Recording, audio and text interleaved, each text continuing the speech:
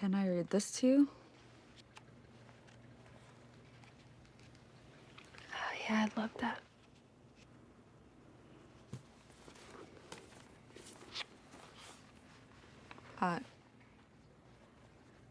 It's called Let This Darkness Be a Bell Tower by Rainer Maria Rilke.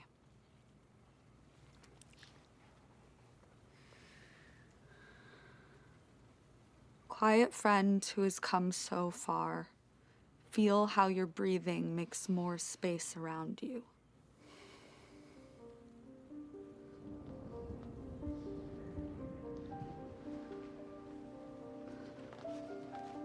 Let this darkness be a bell tower, and you the bell.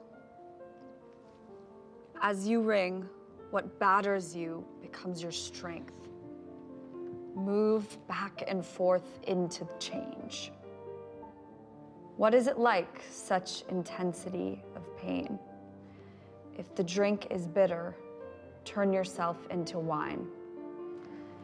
In this uncontainable night, be the mystery at the crossroads of your senses, the meaning discovered there. And if the world has ceased to hear you, say to the silent earth, I flow.